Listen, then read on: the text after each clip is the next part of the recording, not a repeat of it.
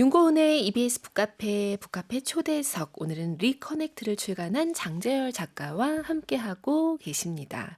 추은영님, 책 안 읽는 1인이라고 하시면서 소심히 주문 들어갑니다 하셨어요. 아, 네. 진짜 시작하는 책으로 좋으실 겁니다. 그럴 것 네. 같아요. 지금 음악 나가는 사이에 작가님에게서 이 책이 정말 필요한 사람들에게 전달되기 위해서 어떤 노력을 하시는지 조금 더 들었는데, 와, 치밀하시더라고요. 아까 그 친구들, 알바생들, 친구 네, 알바. 친구 20만 원씩 받고 이제 네. 검토하셨던 그 친구분들이 그 다음 책을 계속 네네. 기다리신다면서요. 예, 꿀알바라고. 네. 그러니까요. 근데 이제 제가 이 친구들한테 얘기했죠. 너네 해고야. 이제 안 써. 왜요? 이제 한 두세 권 하니까 네. 이 친구들이 점점 문해력이 높아지는 그러니까 거예요. 이게 책의 놀라운 힘을 좀 증명하는 사례가 네, 네. 됐어요. 그래서 이 친구들이 점점 똑똑해져요. 네. 그래서 제가 안 돼. 이거는 낮은 시선으로 임하려고 하는 건데 너네가 수준이 높아져서 안 되겠다. 그래서 이제 제가 사실은 이 다음 달에 차기작 집필을 하러 들어가는데 이제. 다음 달 건부터는 이제 다른 알바 친구들을 써야 된다. 네. 그래서 제가 이제 정말 책을 안 읽은 왜냐면 사람들을 제가 새롭게 또 막 찾아야 되는 그렇죠. 거죠. 왜냐면 1년에 한 권도 안 읽는 친구들인데 네. 이 친구들은 매년 제 거 검토하면서 1년에 한 권 이상을 읽는 사람들이잖아요. 그렇죠. 탈락인 거예요. 어휘력도 막 높아지고. 친구들이 야, 그거 읽다 보니까 내가 똑똑해지는 기분이 들어. 그래서 제가 그래서 너 탈락이야. 맞아요. 조건에 맞지 않다라고 네. 하는 거죠. 김현경님, 와, 작가님 정말 섬세하고 독자들에게 배려심이 넘치시는 것 같아요. 감사합니다. 진짜 느껴지시는 거죠. 3777 쓰신 카페이님, 저는 책을 구입할 때 목차부터 살펴보는데, 네. 그래서 얼른 검색해봤는데 혼자인 제가 한 번쯤은 읽으면 살아가는데 많이 위로가 될 것 같아요. 맞습니다. 딱이죠, 진짜. 맞아요. 그리고 늘 이제 처음에 제 소개해 주실 때도 제 닉네임 중에 하나가 이제 실천형 상담가다 이렇게 이제 언론에서 많이 얘기해 주시는데 저는 감동과 위로만으로 사람이 변하기에는 한계가 있다라고 생각을 네. 해요. 그래서 이 책은 감동과 위로도 물론 느끼실 수 있지만 왜냐하면 앞서 말씀드렸다시피 제 얘기만 있는 게 아니라 고립을 겪었다가 회복한 100명의 이야기, 우리 이웃들의 맞아요. 얘기에 담겨 있기 때문에 위로와 어떤 힐링도 얻으실 수 있지만 방법이 전 중요하다고 생각하거든요. 방법이요. 책을 덮은 뒤에 나도 뭔가 이거 해볼 수 있겠어라는 방법을 제시하는 게 항상 중요하다고 생각해서 그 100명의 사례자분들과 머리를 맞대서 뭘 하다 보니 회복되셨어요? 제가 그걸 집요하게 물었습니다. 네, 중요하죠. 그래서 이 책에는 이제 테라피들이 같이 들어있어요. 너무 재밌더라고요. 네, 워크북의 형태를 약간 본딴 네. 그 별지들이 있습니다. 그래서 책을 읽고 하나 정도만 10개 정도 이제 테라피들이 있는데 네. 하나 정도만 골라서 하루에 5분, 10분이라도 꾸준히 하다 보면 삶에서 굉장히 어떤 스노우볼 같은 변화를 느끼실 수 있도록 그러니까 이 독서 이후의 삶이 좀 계속 잔상처럼 남을 수 있는 어떤 이어짐이 있었으면 좋겠다는 그쵸. 생각을 늘 해요. 근데 그건 결국 실천이더라고요. 그래서 이 사회적 고립은 특히나 많은 분들이 이제 고립에 대해서 책을 썼다라고 하면은 그 사람들 어떻게 도와줘야 되는지 알 수 있겠다. 네. 뭐 이렇게 생각하시지만 자기가 최초의 어떤 그 도움을 청할 수 있는 최소한의 에너지를 얻는 것들이 굉장히 중요합니다.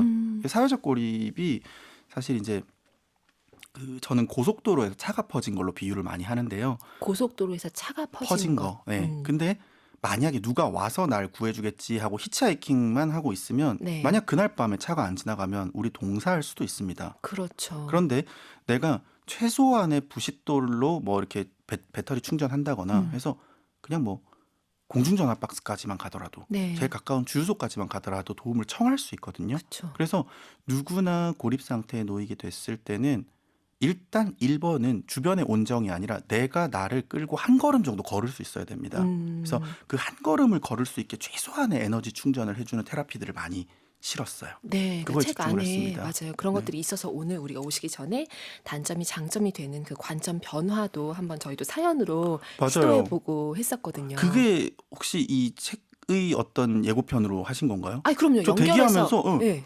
저거 내 책에 있는 건데? 야, 당연히 연결해서 한 거죠. 오시기 때문에 네, 당연히 연결해서 맞아요. 우리가 그걸 연습하면서 네, 기다렸습니다. 맞습니다. 이 고립이 뭔가요? 라고 만약에 누군가 질문을 한다면 네. 어떻게 답을 하시겠어요?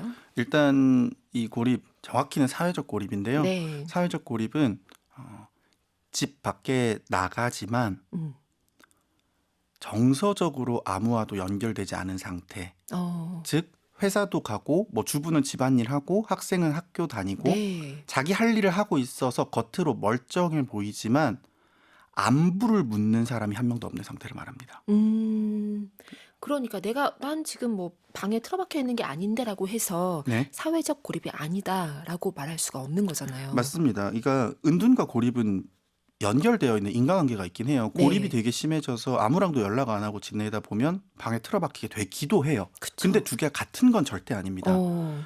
은둔은 물리적으로 갇혀있냐 아니냐를 얘기하는 네. 거거든요. 그래서 은둔형 외톨이는 방에 있느냐 집에 있느냐 안 나온 지 얼마 됐느냐 이 음. 물리적인 공간성을 가지고 봐요. 근데 음. 고립은 집 밖에 나가는 빈도수 이런 건 전혀 상관없고요. 네. 매일매일 출퇴근하는 분들 중에도 굉장히 많습니다. 왜? 이건 연락의 빈도를 가지고 하는 거거든요. 어. 그러니까 물리적 고립이 은둔이라면 네. 사회적 고립은 관계 속 고립을 말하는 겁니다.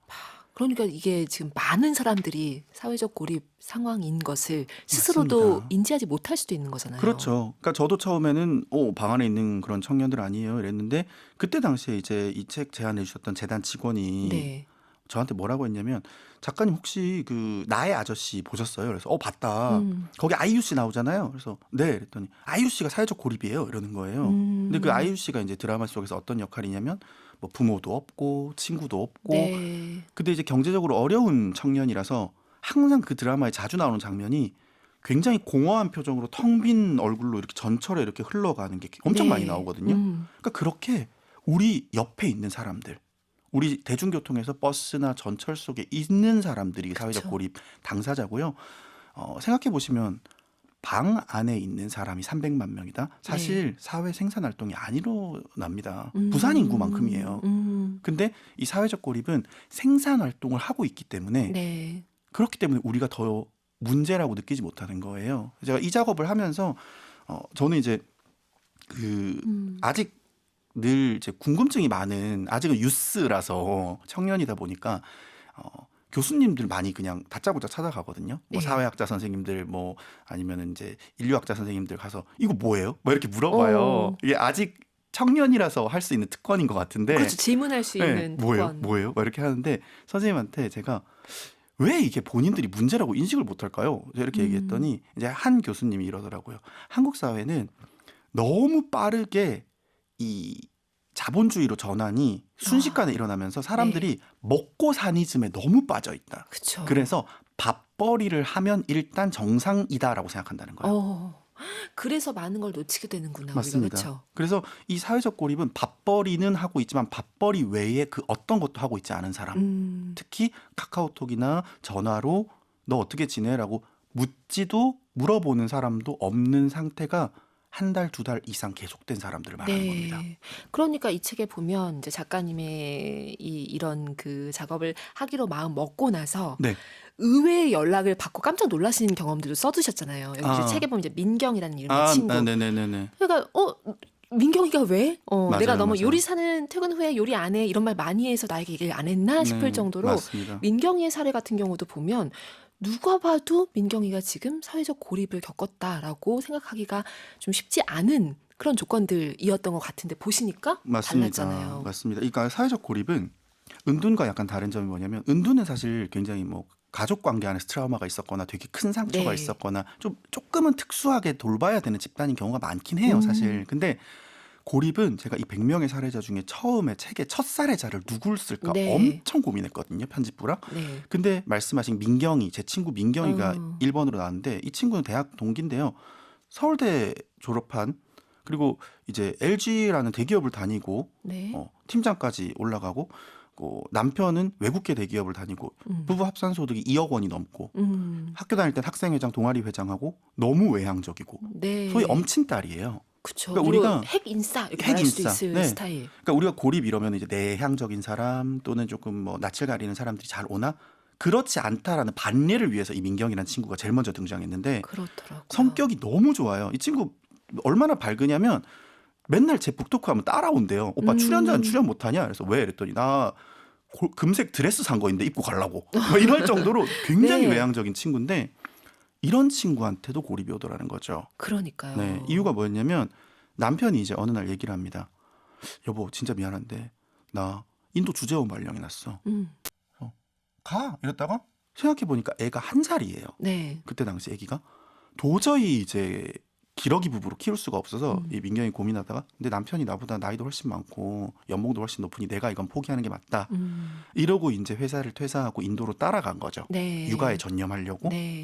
근데 나는 뭐 성격이 밝으니까 인도 가서도 잘 살겠지라고 생각하고 갔는데 딱 가보니까 이제 주재원 아내들이랑 친해지기가 어려웠던 게 남편이 상급자였거든요. 그러니까 이 민경이는 사실 35세 젊은 여성인데도 네. 상급자 부인이니까 사모님인 거예요. 네. 그래서 다들 자기한테 마음을 안 터놓고 또 이제 인도라는 나라는 외국인 여성이 마음껏 돌아다니기엔 다소 위험한 국가죠. 그러다 보니까 이 민경이가 연결감을 느끼기 위해서 필사적으로 한국에 있는 저희들한테 화상 통화를 하자고 했었거든요. 단톡방 같은 데도 막 네. 메시지 보내고. 야야야 뭐해 화상 통화하자. 음. 근데 저희도 사실은 시차가 5시간 정도 나고 네. 한참 일이 제일 바쁠 30대 중반을 살고 있는 때였으니까 민경아 나중에 주말에 안 돼? 막 이렇게 하다가 가끔 만나면 저희는 그냥 그녀가 너무 부러운 거예요. 왜냐면 한참 회사에서 이제 과장, 차장 하면서 일에 치여 사는 저희들 눈에는 네. 민경이네 집 100평이래 회사에서 해줬대. 어. 뭐 그 가정부가 3명 있대. 음. 그럼 저희가 야, 너 여왕님 됐네, 공주님 됐네, 너무 좋겠다. 네. 그러니까 이 친구는 나 힘들어라고 말을 못하는 거죠. 팔자 편안해 이런 소리 가장 친한 할까봐. 친구들인데도. 조차도. 저도 몰랐어요. 저는 직업이 상담가인데도 몰랐어요. 네. 그러니까 이 민경이가 1년 정도 필사적으로 주변에 막 연락하고 이러다가 연락이 뚝 끊긴 거예요. 그리고는 그 다음부터 SNS에 사치하는 걸 그렇게 올리더라고요. 드레스 샀다, 뭐 했다, 인도 전통 의상 뭐 50만 원짜리 샀다. 네. 그러니까 또 저희는 잘 사는 줄 알았죠. 근데 어. 나중에 보니까 이 민경이가 한국 돌아와서 제가 이 작업할 때 네. 오빠 나를 사례자로 좀 써라. 그래서 제가 왜? 그랬더니 오빠 이거 볼래? 이러고는 A4 용지 뭉치를 보내주는데 못해도 진짜 한 10,000장이에요. 그래서 제가 이거 뭐냐? 했더니 오빠 내가 사회적 고립이었어. 딱 봤더니 그 10,000장의 종이 뭉치 위에 표지에 난중일기라고 써 있어요. 그거 그죠? 재밌었어요. 내가 야, 그걸 어떻게 난중일기라고. 네. 네, 그 정도 재치 있는 친구인 거예요. 그래서 제가 그러니까요. 야, 네 이순신 장군이야? 그랬더니 오빠 내가 진짜 명량회장처럼 살아왔다 인도에서. 그러니까 말씀을 그렇게 하시는 분인데 너무 재밌는 친구거든요. 내용을 보면 심각하잖아요. 네, 근데 이제 외로움, 일기를 봤더니 이 고립이. 친구가 인도에서 밖으로 나가 다닐 수도 없고 주재원 아내들은 다들 날 어려워하고 근데 이제 한국에 있는 친구들과는 닿지 않고 그러면서 남편이 새벽 1시, 12시 돼야 퇴근을 하는데 네. 1살짜리 아기를 재워놓고 매일 밤 울면서 일기를 쓴 거예요. 그러니까 내 일은 또 멈춰놓은 상태에서 네, 네. 온 거니까. 이 경력 단절의 두려움과 아무랑도 소통하지 못하는 그 공허감과 이런 거를 종이에 쓰는 것밖에 할 일이 없더라고요. 그래서 슬플 때마다 일기를 썼는데 그게 만장이 된 거예요. 그러니까 그걸 하면서 좀 붙잡고 싶었던 것이 이제 우리 화상으로 좀 보자라고 네네. 얘기하고 이런 제안들이었던 거잖아요. 맞습니다. 그렇게 노력했던 것들 아마 들으시면서 많은 카페인님들이 남 얘기 같지 않은데 약간씩 상황은 달라도 공감하시는 분들 많으실 것 같습니다. 두 번째 음악을 듣고 가시죠. 두 번째 네. 어떤 거 준비하셨나요? 네, 이렇게 누구에게나 여러 가지 이유로 고립이 찾아오기 때문에 우리는 고립이 왔을 때 어떻게 해야 되는지 늘 미리 알고 있어야 됩니다. 그런 약간의 해결책이 될 수 있는 노래인데요. 브로콜리 너마저의 바른 생활입니다. 네. 이것만큼 좋은 해답이 없으니까 가사 꼭꼭 씹어서 한번 어. 소화해 보셨으면 좋겠어요. 좋습니다. 듣고 올게요. 윤고은의 EBS 북카페 2부로 건너왔습니다. 목요일 2부 북카페 초대석, 인생의 혹한기를 보내고 있는 분들에게 전하고픈 연결의 힘, 리커넥트, 누구나 한 번은 혼자가 된다를 출간한 장재열 작가와 함께합니다. 장재열 작가 소개해드릴게요. 공감과 위로를 넘어 삶의 변화를 함께 만들어가는 실천형 상담가이자 작가, 방송 진행자로도 활동하고 있고요. 비영리 단체 청춘상담소 좀 놀아본 언니들을 설립해 11년간 무료 상담을 통해서 많은 이들의 마음을 위로해줬고 현재는 매거진 월간 마음건강 편집장을 맡고 계십니다. 쓴 책으로는 오늘도 울지 않고 살아낸 너에게, 마이크로 리추얼, 사소한 것들의 힘 등이 있습니다. 지금 북카페에 나와 계십니다. 장재열 작가님 안녕하세요. 네, 안녕하세요. 반갑습니다. 장재열입니다. 친정 오는 기분이에요 라고 얘기하셨는데 네. 어떠세요? 제가 그 EBS가 서울에 있을 때 네. 그러니까 2015년, 16년부터 음. 우리 청취자 여러분들한테 인사를 드려왔었는데 네. 제가 수원 사람이에요. 어. 그래서 일산으로 이사 오면서 너무 멀어서. 네네. 그러면서 네. 이제 조금 EBS 라디오 특히 네. 못 찾아온 지가 꽤 됐는데요. 곰곰이 오는 길에 생각해 보니까 제가 한 4년 동안 음. 늘 이 1시, 2시 요 시간대 프로그램에서 인사드렸었더라고요. 와. 그래서 뭔가 정말 네. 옛날 생각이 새록새록 나는 그런 또 이 방문길이었습니다. 그래서 친정이란 표현을 네, 맞아요, 쓰셨군요. 맞아요. 네. 오늘은 이제 카페인님들과 함께 할 예정입니다. 많은 카페인님들이 많이 기다리고 계셨어요. 네. 오늘 책에 대해서 우리 인스타그램에 예고도 올렸는데 궁금하다 하시는 분들도 참 많으셨고요. 감사한 일이네요. 네. 네. 이 리커넥트 책 펼치자마자 이 책이 어떻게 해서 이제 시작되었는지의 과정이 나온 책이 좀 재밌더라고요. 정말요? 예, 그 흐름 감사합니다. 자체가 책이 전하는 그 얘기 어떤 정보적인 것들과 별개로 네. 책 안에 장재열 작가님이 분명한데 네. 어떤 또 다른 소설 캐릭터 좀 느껴지기도 하고 이분이 너무 재밌는 거예요. 음. 책 안에 계신 그분이. 제가 작가님 이제 많으시죠? 등장인물이잖아요. 네, 네, 네. 맞습니다. 재밌게 느껴졌어요. 맞아요. 이제 많은 심리서들이 이제 정보 전달의 목적을 갖고 있다 보니까 네. 아무래도 분절된 형태로 책이 만들어지는 경우가 많아요. 실제로 이제 음. 외부에서 칼럼 기재하셨던 걸 모아서 쓰신 학자 선생님들도 많으시고, 그렇죠. 근데 이제 저는 개인적으로 이 학자나 정신의학자 선생님들보다 어떤 살아온 식견이나 경험들이 부족한 아직 젊은 작가로서 내가 잘할 수 있는 건 뭘까? 근데 음. 이야기더라고요. 아. 네, 그래서 늘 제가 상담 현장에서 이렇게 많은 분들 만나면서 느낀 건 뭐냐면 아주 똑똑한 사람이나 아주 네. 뭐 이렇게 인지적인 성찰 능력이 뛰어난 분조차도 음. 마음의 문제가 왔을 때는 그 능력이 다소 떨어지게 돼요. 어. 문해력이 낮아질 수밖에 없죠. 네. 왜냐하면 글이 잘 안 읽히잖아요. 마음의 문제가 있을 때 그렇죠. 뭔가 글을 넘겨도 특히나 뭐 이렇게 에세이나 어떤 힐링 서적 같은 거 아니고 정말 음. 심리학을 다루는 책은 어렵게 느껴질 수 있습니다. 그래서 글자가 지나가는 거죠. 그냥 그렇죠. 나를 그냥 스쳐서. 읽는데 인지되지 않는 거죠. 네. 그래서 그냥 빠져서 읽다 보니까 이 개념을 알게 됐다라고 느끼실 수 있도록 책을 써야겠다. 아. 그게 너무 중요하다고 생각했고 그래서 저는 저를 많이 희생시켜요. 어. 그래서 저를 많이 희생 팝니다. 맞나요? 이거 희생인가요? 약간 데뷔 느낌도 있고 좋았는데. 네. 아니요. 사실 전작인 이 번아웃을 주제로 한 네. 마이크로 리추얼이라는 책에는 제 얘기가 더 많이 나와요. 네, 왜냐하면 저를 실험체로 쓰는 거죠. 제가 번아웃 왔을 때들. 뭐 이럴 하긴 때. 제가 지금 이게 희생 맞나요? 하긴 했지만 네. 내 얘기를 사실은 책 그쵸. 안에 이렇게 쓴다라고 하는 것이 많은 것을 내려놓아야 되는 거긴 맞습니다. 하잖아요. 자기 그쵸? 개방이기도 하고 아무래도 저는 또 문학 작가가 아니다 보니까 이것은 어떤 상상의 산물이에요라고 말할 수가 없잖아요. 그냥 그렇죠. 이렇게 북토크 같은 데 가면 어떤 분들은 이렇게 가까이 오셔가지고 네. 저를 이렇게 툭툭 쳐주고 가세요. 네. 그럼 저는 초면이잖아요. 그렇죠. 근데 많은 걸 저에 대해서 알게 되시는 거죠. 이미 책이나 이런 것들을 예, 통해서. 라포가 형성돼서 네. 그래서 이제 이 사람 나 아는 사람인 것 같아. 라고 느껴지실 수 있도록. 근데 그건 이제 책을 잘 읽히시게 하기 위해서도 있지만 이후에 또 우리가 상담자와 내담자로 만날 수도 있잖아요. 예. 그렇죠. 이 책을 읽다 보니까 상담하는 사람들이라는 존재들이 그렇게 어려운 사람들이 아니구나, 딱딱한 사람들이 아니구나, 나도 상담을 받아볼까? 네. 이런 용기도 좀 내실 수 있게 제 얘기로 처음에 시작을 하게 됐죠. 그렇군요. 네. 이게 보통은 출판사에서 이제 섭외가 온다 이렇게 이제 생각을 하기가 쉬운데 네. 이게 좀 그거과는 조금 다른 루트잖아요. 맞습니다. 어떻게 해서 이 책을 시작하게 됐는지. 이 책 이제 뭐 책의 첫 챕터이기도 한데요. 네. 우리 고은님께서 말씀해 주셨듯이 제 얘기가 어떤 게 나오냐면 이제 맨 처음에 그 앞서 말씀드렸던 작년에 냈던 전작 번아웃 얘기를 다룬 마이크로 리추얼이 나오고 막 한참 활동하던 시기에 제가 등장해요. 네. 그리고 전화를 한 통 받습니다. 사실 이제 작년에 그 책이 좀 많은 분들께 사랑을 받았어요. 그래서 섭외 전화인가 보다 이러고 받았는데 네. 저희는 청년재단이라는 이 공익재단인데 저희랑 책 한 권 더 하시면 어떨까요? 이렇게 말씀을 하시는 거예요. 네. 그래서 제가 안 돼요 이랬어요 처음에. 네. 그래서 왜요? 그래서 제가 신간 나온 지 2달 됐는데 또 쓰면 출판사에 혼나요. 제가 이 책이 지금 잘 되고 네. 있어서 제가 이 책 알리러 많이 뛰어야 되는데 어떻게 새 걸 쓰러 그렇죠. 가요? 이거 도리가 아니죠. 이랬는데 저희는 그 판매 목적 도서가 아니라 공익 도서라서 어떻게 안 될까요? 막 이러시는 거예요. 네. 그래서 꼭 작가님이랑 해야 되는데 제가 내가 그렇게까지? 약간 이런 생각이 꼭 드는 거죠. 나만 할 수 있는 네. 일이라고 그래서 하니까. 약간 기분도 좋고 그래서 네. 이제 거절은 할 거지만 한번 드러나 볼까?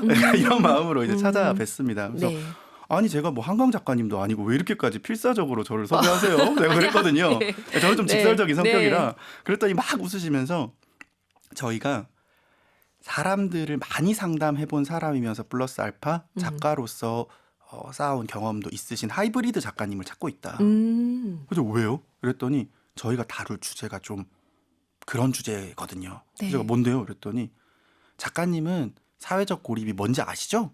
상담 오래 하셨으니까. 네. 그래서 제가 몰라요. 그랬어요. 그 뭐예요? 네. 그거 방에서 안 나오는 그거 아닌가? 네. 제가 그랬더니 그 청년재단의 팀장님이 음. 옆에 대리님 보고 이것 봐.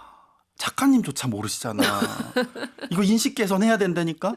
제가 얼마나 사실 쪽이 좀 팔리잖아요. 네. 그래서 제가 이렇게 모르는 저한테 쓰라고 하시는 거 위험하지 않나요? 선무당이 사람 잡는 건데. 네. 이랬더니 아닙니다. 저희가 사회적 고립이라는 게 한국 사회에서 300만 명 이상이 겪고 있는 굉장히 심한 증상인데 대부분 이 이야기를 하거나 사회적 캠페인을 하면 작가님처럼 은둔형 외톨이로 착각해서 다들 내 일이 아니다 하고 흘려 들으신다는 거예요. 그러니까 진짜 방 네. 밖으로 안 나오고 집 밖으로 안 나가는 네, 이런 네. 상황만 떠올린다는 그렇죠. 거잖아요. 이 사회적 고립이라는 거는 은둔형 외톨이랑 전혀 다른 개념인데 네.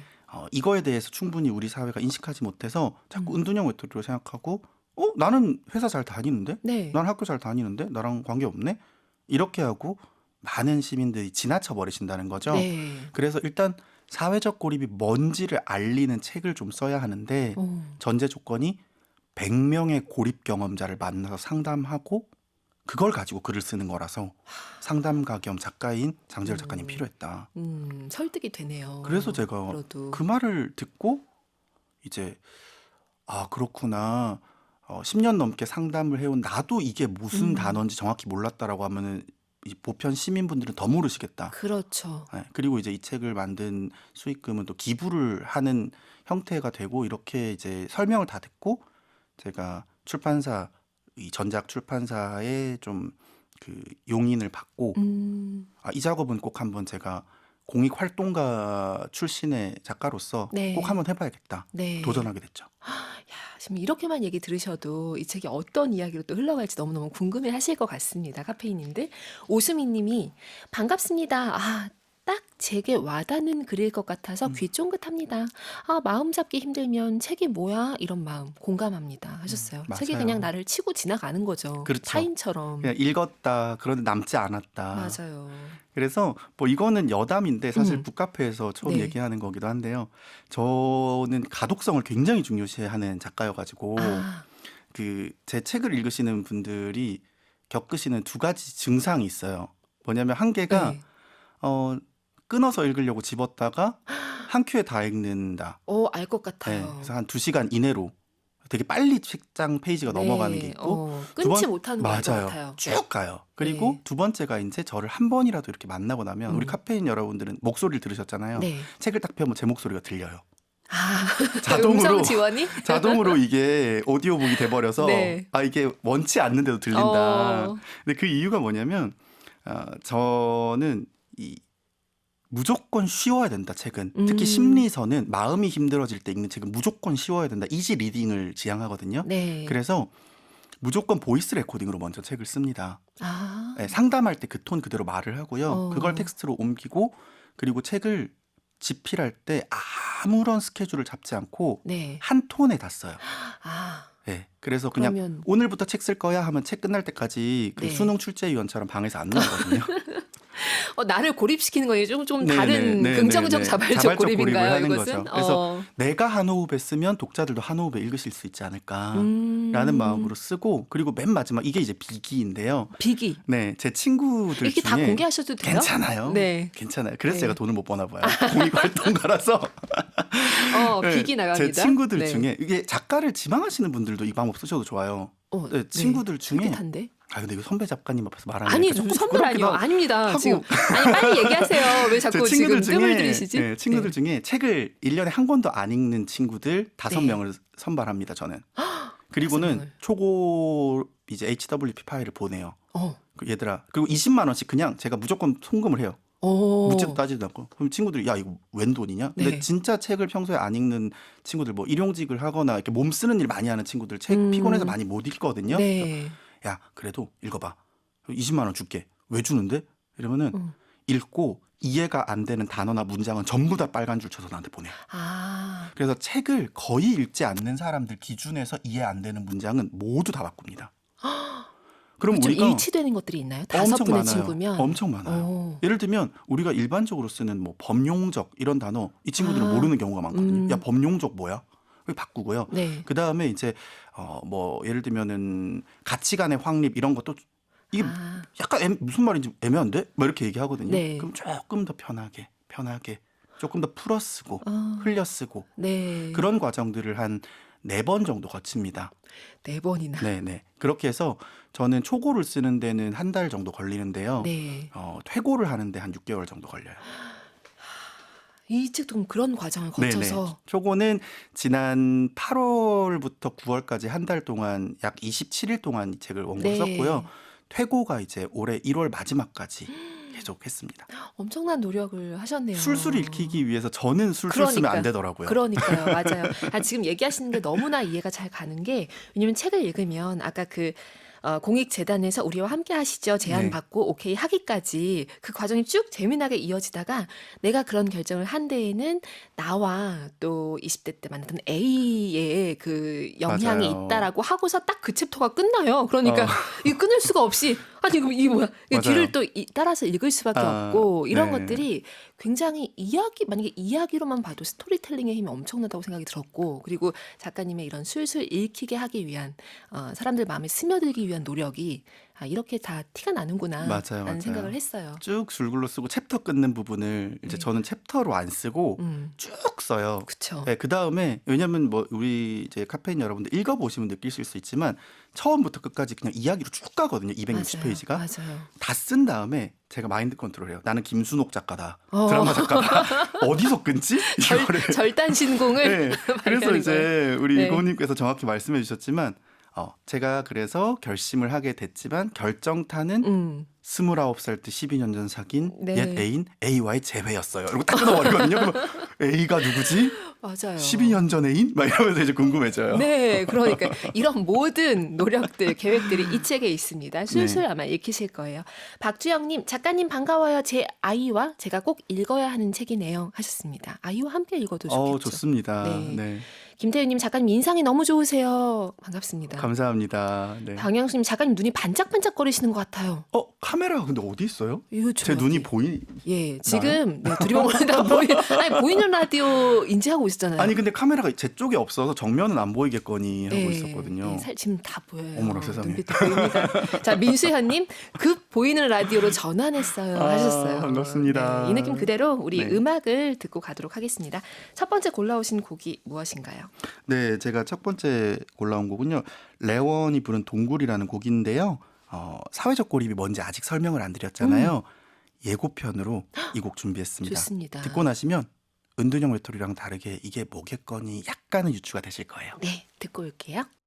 윤고은의 EBS 북카페 오늘 저스티스에서 펴낸 책입니다. 리커넥트. 누구나 한 번은 혼자가 된다를 품고 오신 장재열 작가와 이야기 나누고 있습니다.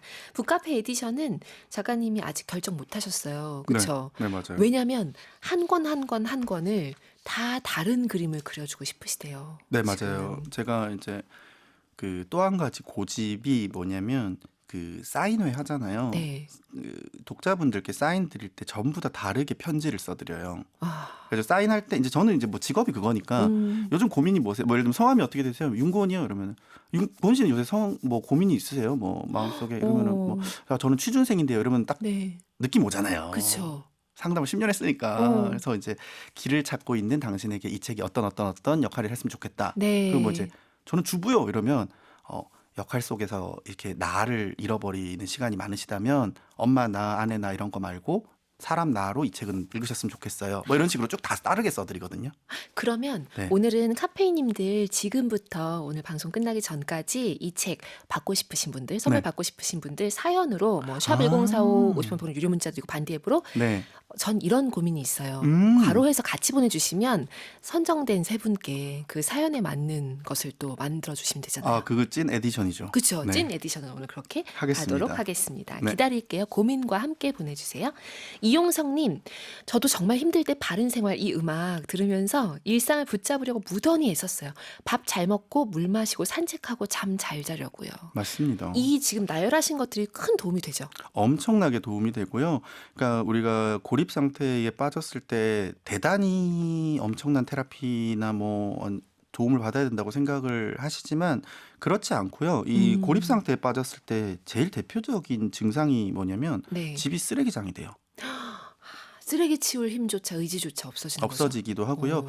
이 아까 제가 노래 나가기 전에 사회적 고립은 아무도 나의 안부를 안 궁금해하는 상태라고 네. 말씀드렸잖아요. 근데 이 아무도에 누가 포함되냐면 내가 포함돼요. 나 스스로도. 네. 그러니까 남들도 나에게 안부를 안 묻지만 나도 나의 안부를 안 묻고 그냥 사는 상태가 되는 네. 거거든요. 근데 이러다 보면 이제 나를 위해서 무언가를 하지 않게 돼요. 그러니까 제가 굉장히 많은 고립 당사자들과 이제 상담하면서 이제 어쨌든 책을 쓰기 위한 인터뷰지만 제가 상담가니까 또 말씀을 드려야 될 거 아니에요. 제가 제일 많이 반복했던 얘기가 혼자 계신 게 아니고 내가 나를 데리고 사는 거다라고 한번 사고의 전환을 해봐라. 아, 내가 나를 데리고 사는 거다. 네. 내가 나를 데리고 산다면 나라는 애가 이 집에 살고 싶을지 이 쓰레기 많은 집에 살고 싶을지 나라는 애가 자꾸 싱크대 위에서 비빔면 하나 끓여서 먹고 싶을지 내가 나를 데리고 산다? 내가 나랑 동거를 한다고 생각하고 삶을 한번 바라보셨으면 좋겠다. 네. 근데 그 관점이 굉장히 중요하거든요. 바른 생활이 사실은 그 맥락을 담고 있는 노래입니다. 너무 중요한 얘기를 하시고 그리고 책에 보니까 진짜 매력적인 분들 따뜻한 분들이 많더라고요. 저는 맞아요. 그 숙제 아주머니 아, 저희 엄마 친구. 네 어머니 친구도 등장하셨는데요. 네. 그분의 카리스마와 그 따뜻함이 네. 놀랍던데요. 아, 네. 숙자 아줌마 얘기를 좀 해드릴게요. 그 이제 서울 관악구에서 빌라 세 채를 가지고 있는 네. 자수성가 하신 아주머니인데 네, 자녀도 없고 아저씨도 일찍 돌아가시고 시장에서 그 장사하신 돈으로 빌라까지 이렇게 네. 그러니까 빌라가 자식인 거예요. 음. 아줌마가 맨날 물 청소해요. 쓸고 닦고 네. 그 말도 너무 이해가 됐어요. 아끼지 않는 게 하나쯤 있어야 된다. 네네네네. 물을 아끼지 않고. 네, 아줌마한테 제가 아우 저렇게 자린고비로 사시는 아줌마가 어떻게 그렇게 물을 네. 펑펑 쓰시냐 아줌마 수도세는요 그랬더니 안 아끼는 게 하나쯤 있어야 된다. 그래서 이제 이 내 새끼 같은 빌라를 위해서 매일 물 청소를 하시고 이러는데 그 아줌마의 너무 말도 안 되는 부지런함이 사람 하나를 살린 에피소드가 이 책에 있어요. 그러니까요. 네. 그리고 그게 사실 관찰과 따뜻한 말 건네는 거 이런 거더라고요. 어떻게 맞습니다. 보면. 그래서 아줌마가 맨날 청소하는데 이상하게 이제 제일 그 꼭대기층 사는 아가씨 하나가 집 밖에 안 나오더라는 거예요. 그게 보인 거죠, 그러니까. 네, 그리고 이제 그렇죠. 아줌마가 맨날 재활용 제대로 내놨는지 감시하거든요. 네. 아줌마가. 네. 근데 이상하게 그 층만 가면 음. 배달 음식 맨날 나오더라는 거예요. 그리고 밤이고 낮이고 계속 배달 음식 그 라이더들이 네. 들락날락 하는데 보면 맨날 그 층에 간다는 거죠. 네. 그래서 아줌마가 이상하다. 저 아가씨가 예전에는 보였는데 그래도 내가 청소하고 아줌마 맨날 청소하니까 입구에 네. 맨날 있단 말이에요. 그래서 안녕하세요 이러고 나갔는데 안 나가고 맨날 배달 음식 먹네. 뭐지? 밥솥이 없나? 뭐 이런 생각을 하셨다는 거죠. 네. 근데 이제 우리 서울 카페인 여러분들 기억하시겠지만 작년인가 재작년인가에 왜 그 재난 경보 문자 잘못 온 적 있었잖아요. 북한에서 맞아요. 미사일 쐈습니다. 이래가지고 다 뛰어나온 네. 그때 아줌마가 이 아가씨 얼굴을 몇 년 만에 본 거예요. 그 아줌마가 딱 뛰쳐나왔는데 이 아가씨를 딱 마주치자마자 아가씨 밥은 먹어요? 밥은 안 해 먹어? 아줌마는 단순하게 밥솥 주려고 네. 너무 배달 혹시 음식 밥솥이 시키니까. 너무 없어서 그런가? 네, 그 아줌마가 자린고비니까 네. 저렇게 돈 쓰면 안 되는데. 아. 근데 그러면서 이제 아가씨 밥 안 먹어? 밥 안 해 먹어? 밥 안 먹어요? 이렇게 물었는데 갑자기 아가씨가 펑펑 울더라는 거예요. 그래가지고 어떻게 설명해야 아줌마가 돼요? 이게 어떤 감정인 거예요? 놀랬죠, 아줌마는. 네. 나는 밥솥 줄려 했는데 왜 울지? 그래서 아줌마가 일단은 본능적으로 이 엄마의 마음으로 데리고 가서 이제 집밥을 해 먹인 겁니다. 근데 먹는 내내 계속 울더라는 거예요, 아가씨가. 네. 근데 나중에 알고 보니까 이분이 어, 이제 블랙 기업, 소위 이제 블랙 기업 같은 음. 곳에서 임금체 불과 뭐 폭력과 폭언 그런 직장 내 괴롭힘을 너무 오래 당하면서 이 고립 상태에 빠져버렸던 거였던 거죠. 그쵸. 그래서 이제 그때 아줌마가 안 되겠다. 이 애를 내가 살려야겠다라는 마음으로 이제 양딸 삼은 거예요. 근데 이제 어. 사실 저희 세대만 해도 뭐 엑스 언니, 뭐 엑스 동생, 양딸 이런 단어 안 쓰거든요. 근데 네. 아줌마가 이제 아, 58년생이시니까 네네. 양딸 해라 어. 이러면서 이제 그때부터 밥을 해먹이기 시작하신 거죠. 야, 고기도 구워주시고. 네, 그 숙자 아줌마가 엄청 그 자린고비셔가지고 저희 엄마랑 정말 그 여고 시절부터 친구인데도 저한테 아유 내 새끼 내 새끼 내 새끼 하시면서 진짜 최대치가 고등어였거든요. 예. 그래서 제가 아줌마 집에 삼겹살이 있어요? 제가 어. 그럴 정도로. 그러니까 이 아줌마는 최대한의 선의를 베푸신 거죠. 사실은 세입자이기 때문에 돈만 받았지 사연도 모르고 어떻게 살아온 친구인지도 몰랐는데 본능적으로 도와야겠다라고 느끼신 거예요. 그러니까 이런 게 참 놀라운 것 같아요. 우리가 누군가가 지금 약간 이제 오늘 배우게 된 단어로 사회적 고립 상태가 아닐까라는 걸 발견하기도 사실 어렵고, 왜냐면 어렵습니다. 마음의 여유가 없으니까 맞습니다. 나 자신도 돌보기가 힘든 상황들이 많고, 누군가를 발견을 하고 그리고 나서 아 그렇구나 하고 끝이 아니라 거기에 말을 건넨다는 거, 밥을 헤매긴다는 거, 이거 너무 놀라운 거예요. 맞아요. 근데 여러분들도 사실은 할 수 있거든요. 제가 네. 이 책 쓰면서 제일 많이 머릿속에 떠올랐던 문장은 아, 인지해야 감각을 할 수 있구나라는 음, 깨달음이었어요. 이게 무슨 소리냐면 우리 이제 카페인 여러분들 사회적 고립이 뭔지 아셨잖아요. 그쵸. 그러면 이제 놀라운 일이 벌어지는 게 이 방송 끝나고 내 전화번호부 켜면요. 어. 사회적 고립 의심되는 지인들이 발견돼요. 네. 이 개념이 뭔지 알기 때문에 얘 사회적 고립 아닌가? 근데 이 시간 전, 1시간, 2시간 전에 사회적 고립이 뭔지 모를 때는 전화번호부 봐도 안 보여요. 그렇죠. 근데 이 개념을 알면 보이거든요. 근데 이게 무슨 소리냐면 100년 전에도 갱년기 우울증이란 증상은 분명 존재했는데 그 단어가 없었단 말이에요. 그래서 우리 증조 할머니 세대 분들은 갱년기 우울증이 와도 이게 뭔지 모르고 화병인가, 내가 미쳤나, 내가 왜 이러지, 혼자 삭히면서 지나가셨습니다. 네. 근데 우리가 이 단어를 다 알기 때문에 엄마가 갱년기 우울증 온 것 같아 이러면은 남편도 아이들도 조심해야겠구나, 도와야겠구나. 명명함으로써 그렇죠. 분명해진 거죠. 이걸 인지하기 때문에 그들이 어떤 어려움을 겪는지 주변인도 감각할 수 있거든요. 네. 그래서 사회적 고립도 마찬가지예요. 오늘 단어를 들으셨고 뜻을 아셨으면 이제 보입니다. 그러면 오늘 카페인 여러분들은 내 카톡 또는 내 전화번호부 열으셔서 이 친구 혹시 사회적 고립 아닐까 의심될 때 우리가 제일 많이 하는 잘못된 행동이 뭐냐면 SNS 들어가서 보고 뭐 글 올리네, 잘 사나 보네 하고 넘겨버리는 거예요. 네. 근데 그러지 말고 생즉하 하시라고 전해드리고 싶어요. 생즉하. 네. 생각나는 즉시 카톡하기. 아, 이거 요즘 궁금하다 하고서 그냥 SNS나 네. 카톡 프사 보고서 그냥 그렇구나 지나가지 말고 바로 하라고. 생즉하입니다. 아, 네. 생즉하한다. 네, 생즉하를 쭉 권해드리고요. 네. 근데 이제 많은 분들이 그런 얘기하세요. 아, 근데 작가님 할 수는 있는데 뭐라고 말해요? 무슨 말해요? 이런 질문 많이 하시거든요. 그렇죠. 뻘쭘하다. 너 혹시 지금 나 오늘 사회적 고립에 대해 배웠는데 이렇게 할 수 없잖아요. 그렇잖아요. 근데 아니고 네. 되게 쉬워요. 우리가 습관적으로 오랜만에 연락할 때 하는 문장이 잘 지내거든요. 아, 근데 제가 뭐냐면 이 잘 지내가 고립 당사자들한테는 칼날이 된다는 걸 이번 책 쓰면서 처음 알았어요. 칼날이 된다. 네. 이 100분이 제가 연락 왔을 때 안 반가운 연락은 어떤 거였어요? 그랬을 때 100분 중에 40명 넘게 잘 지내가 안 반가워요. 이렇게 얘기하는 거예요. 네. 그죠? 왜요? 그랬더니 잘 지낸다고 하면 거짓말이고 그렇죠. 그 사람은 그냥 상대방은 그냥 잘 지내? 이렇게 가볍게 물어봤었는데 거기다가 솔직하게 아니 사실은 잘 못 지내 하는 것도 그 사람에게 내 아픔을 너무 전가하는 것 같아서 네. 그냥 잘 지내라는 카톡 왔을 때 익십하는 경우가 진짜 많대요. 근데 이게 마음이 건강한 상태인 우리들은 모를 수 있는 부분인 거예요. 네. 그러면 이제 어떻게 해야 되느냐? 차선책은 어떻게 지내고요. 어떻게 지내? 네, 이게 차선입니다. 아, 차선. 예, 예스 네. 노보다는 조금 더 범위를 열어주는 거죠. 그렇죠. 최선은 그냥 생각나서 연락 문득 했는데 니도 문득 생각나면 연락해도 된다. 연락해라. 아, 라고 얘기하는 거거든요. 이게 무슨 차이가 있냐면 잘 지내랑 어떻게 지내는 내가 듣고 싶은 준비가 됐을 때 저 사람한테 물어보는 거예요. 근데 저 네. 사람은 말할 준비가 안 됐을 수 있습니다. 그렇죠. 그러니까 내 타이밍에 연락하는 거거든요. 그렇죠, 그렇죠. 근데 그냥 문득 생각나서 연락했고 아까 우리 고은님 말씀하시듯이 그냥 뭐 오늘 라디오 들었는데 뭐 생직화 이런 거 해가지고 네 생각나대? 이러고 해도 돼요. 그리고 그 다음이 중요하거든요. 니도 그냥 아무 때나 생각나면 연락해. 왜냐하면 저 사람이 고립 당사자가 용기를 내는 타이밍에 나는 기다려주는 거거든요. 네. 그래서 내가 동아줄이니까 나를 잡아라고 알려만 주는 거예요. 그러니까 우리가 그 사람에게 파고들어서 질문자가 되는 게 아니라 존재하고 있다라는 걸 알려만 주는 역할이 굉장히 중요합니다. 네. 왜냐하면 이 고립 당사자들이 뭐라고 얘기를 많이 하셨냐면 한 달 30일 중에 그래도 하루 이틀은 가끔씩 누군가에게 도움을 청해볼까라는 마음이 들어요. 근데 그때 왜 못하셨어요? 제가 물어보면 누구한테 해야 될지 몰라서요. 그렇죠. 네.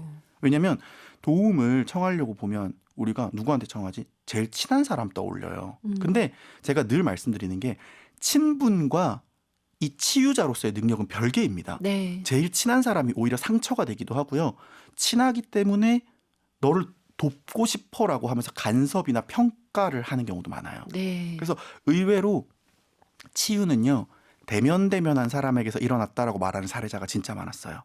그래서 여러분들도 전화번호 보시다가 그 정도로 안 친한데 이거 생직화해도 되나? 됩니다. 오히려 그 정도로 안 친한 누군가가 변화의 씨앗이 되더라고요.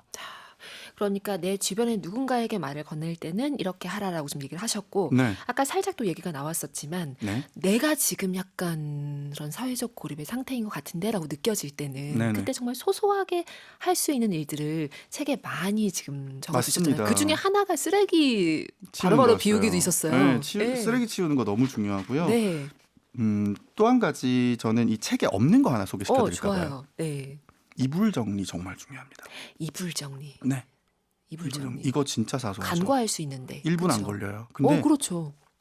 많은 선생님들이 이제 이걸 연구를 하셨을 때 이제 추산이긴 한데요. 네. 아침에 일어나자마자 이불 정리하는 사람이 대한민국 성인 인구의 3분의 1 미만이다라고 추산들을 하세요.